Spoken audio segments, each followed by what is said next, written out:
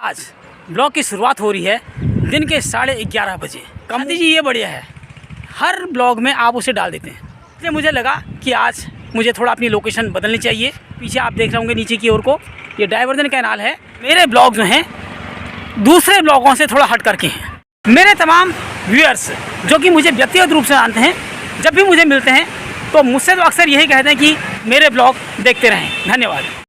नमस्कार साथियों, नए दिन की नई शुरुआत एक नए ब्लॉग के साथ। और आज ब्लॉग की शुरुआत हो रही है दिन के 11:30 बजे और जगह है कोसी नदी का किनारा। कोसी के किनारे जो डायवर्जन कैनाल है उसकी दीवार पर मैं खड़ा हूँ। और आज ब्लॉग को देर में शुरू करने की और जगह बदलने की एक विशेष वजह है। 2-3 दिन पहले मेरे 2-4 व्यूअर मुझे मिले थे और उन्होंने एक बात मुझसे कही थी। उन व्यूअर्स में कुछ कम उम्र के थे, कुछ मेरी ही उम्र के थे और कुछ मेरे अन्य परिचित थे, लेकिन उन सब ने एक ही बात कही कि खाती जी ये बढ़िया है, आपके ब्लॉग की शुरुआत सूर्योदय के साथ होती है और अपनी छत से होती है। लगता है आपने एक वीडियो शूट कर लिया है और हर ब्लॉग में आप उसे डाल देते हैं। तो मैंने कहा भाई साहब ऐसा नहीं है मित्रों, ऐसा नहीं है। अगर आप सूर्योदय का दृश्य देखें तो सूर्योदय में आपको सूर्य अलग अलग रंगों में अलग अलग आकार में दिखाई देता है। कभी सूर्योदय होने वाला होता है, कभी आधा हुआ होता है, कभी पूरा हो चुका होता है, कभी सूर्य चमकदार नीले आसमान में दिखाई देते हैं, कभी बादलों की ओट में छुपे हुए दिखाई देते हैं आसमान पर, कभी आपको बादल दिखते हैं, कभी नीला आकाश दिखाई देता है। और स्वयं मैं अलग अलग वस्त्रों में होता हूँ, मेरे कपड़े देखिए आप अलग अलग होते हैं। तो हालांकि ये बात एक मजाक वाली थी, इसलिए मुझे लगा कि आज मुझे थोड़ा अपनी लोकेशन बदलनी चाहिए। मैं कोसी नदी के किनारे जो डायवर्जन कैनाल है, मेरे पीछे आप देख रहे होंगे नीचे की ओर को ये डायवर्जन कैनाल है, इसकी जो दीवार है इस पर खड़ा हूँ। और मेरे पीछे आपको कल कल बहती हुई निनाद करती हुई कोसी नदी दिखाई दे रही होगी। सोचा कि आपको कुछ नए दृश्य दिखाएं रामनगर के जो अभी तक आपने नहीं देखे हैं। मेरे सामने ये रामनगर की बाईपास रोड है, जहाँ से वाहनों का आवागमन रामनगर और हल्द्वानी के बीच में होता है।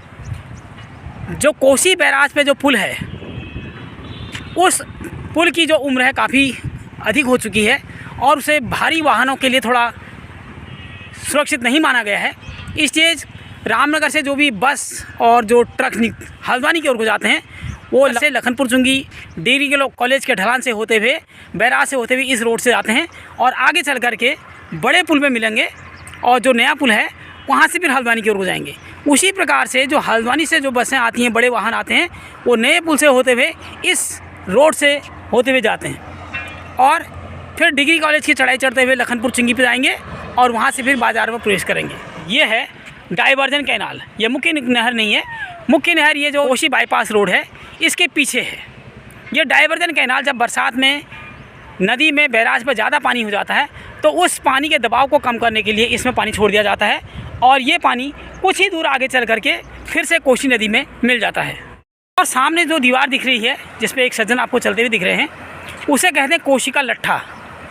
इस दीवार की दूसरी ओर एक तिथि अंकित है 1916, जिसे देख करके मैं ये कह सकता हूँ कि इसका निर्माण 1916 में हुआ होगा। और आप देख रहे होंगे कि 100 वर्ष पुरानी ये दीवार अभी भी कितनी बुलंदी और कितनी मजबूती के साथ खड़ी है। इस लट्ठे का निर्माण कोसी नदी की मार से, कोसी नदी की बाढ़ से रामनगर शहर को बचाने के लिए किया गया था और अभी भी यह अपना कार्य पूरी मुस्तैदी के साथ कर रही है। कुल मिलाकर के एक बहुत शानदार, बहुत खूबसूरत लोकेशन जो मैंने अभी तक आपको नहीं दिखाई थी, इस ब्लॉग के माध्यम से मैं आज उसे आपको दिखा रहा हूँ। और ये है डायवर्जन कैनाल की वो दीवार जिस पर कि मैं इस वक्त चल रहा हूँ। और ये दीवार जो है सीधे सीधे कोसी रोड पर जाकर के मिलेगी। सामने जो पर्वत की चोटी है उसके शीर्ष पर आपको एक ध्वजा लहराती हुई दिख रही होगी।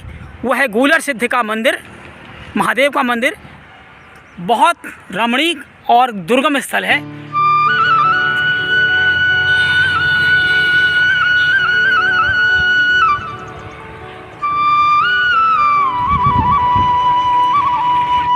साथियों, आपने एक बात ख्याल की होगी कि मेरे ब्लॉग जो हैं दूसरे ब्लॉगों से थोड़ा हट करके हैं। मैं अमूमन किसी पहाड़ी गाने को लेकर के या किसी बिंदु विषय को लेकर के आपसे बात करता हूँ। मेरा ये विचार, मेरे ये ब्लॉग आपको कैसे लगते हैं, इस बारे में निश्चित रूप से अवश्य कमेंट कीजिएगा। सामने पेड़ों के बीच पीछे आपको कोसी बैराज दिखाई दे रहा होगा।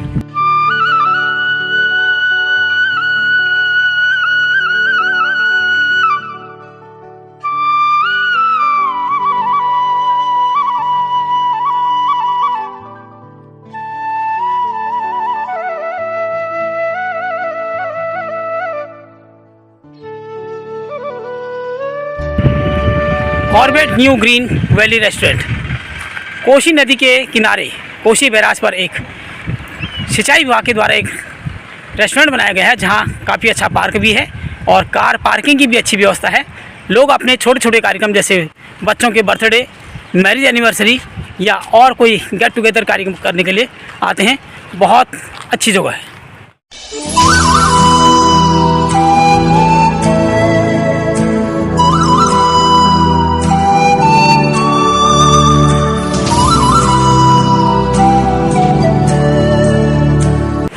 कोसी पर बना हुआ नवनिर्मित तटबंध जो कि रामनगर शहर को बाढ़ से बचाने के लिए बनाया गया है। और सामने जो आपको मोहल्ला दिख रहा है वह है भरतपुरी। साथियों, आप देख सकते हैं कि ये जो नवनिर्मित तटबंध है जिसके ऊपर मैं इस वक्त खड़ा हूँ, ये कोसी के जल स्तर से लगभग 10 मीटर ऊपर है। बहुत मेहनत से लगभग 6 महीने के परिश्रम के पश्चात ये बना हुआ है। और इस बार जाड़ में न तो बर्फ़ पड़ी और नहीं ढंग से बारिश हुई, जिसका असर आप देख रहे होंगे। कोसी का ये जो बैराज है, इस पर जो तालाब बनता है वो अक्सर लबालब रहता था। और आप देख रहे होंगे कि इसमें बीच बीच में जगह जगह पर आपको रेत और बालू के टापू बने हुए नज़र आ रहे हैं। जल स्तर बहुत नीचे चला गया है। प्रवासी पक्षियों का विशाल समूह कोसी नदी में धूप का आनंद लेता हुआ, ठंडे क्षेत्रों से आए हुए पक्षी जाड़ों में रामनगर के विभिन्न स्थानों पर कोसी नदी के किनारे आ जाते हैं। और जैसे जैसे गर्मियाँ बढ़ेंगी ये अपने मूल प्रदेशों की ओर को वापस लौट चलेंगे। इस बीच पक्षी प्रेमी पर्यावरणविद प्रवासी पक्षियों की विभिन्न मुद्राओं का, उनके विभिन्न व्यवहारों का गहराई से अवलोकन करते हुए आपको दिखाई दे रहे हैं। साथियों, मेरी कोशिश रहती है कि मैं अपने ब्लॉग के माध्यम से आपको कुछ नई नई जानकारियाँ दूँ। इसी क्रम में मैंने भूले बिसरे कुमाऊनी गीतों का एक श्रृंखला शुरू की है, जिसके माध्यम से मैं आपको ऐसे ऐसे गीत सुनाता हूँ जो कि मैंने स्वयं भी कभी नहीं सुने हैं। इसके लिए मुझे YouTube के तहखाने में जाकर के काफ़ी खोजबीन करनी पड़ती है। मेरे गैर कुमाऊनी दर्शक जो कि कुमाऊनी भाषा नहीं जानते हैं वो भी इन गीतों को समझ सकें।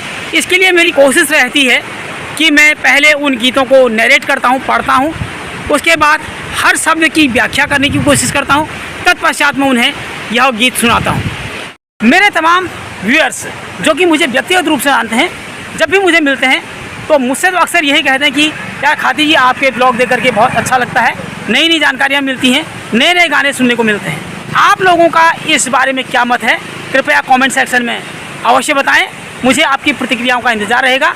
और आपको आज का यह ब्लॉग कैसा लगा कृपया अवश्य बताएं। मेरा विनम्र निवेदन है कि आप चैनल को अवश्य सब्सक्राइब करें। शीघ्र ही आपसे मुलाकात होगी एक नए ब्लॉग में, एक नए विषय को लेकर के। तब तक स्वस्थ रहें, मस्त रहें, खुश रहें और मेरे ब्लॉग देखते रहें। धन्यवाद।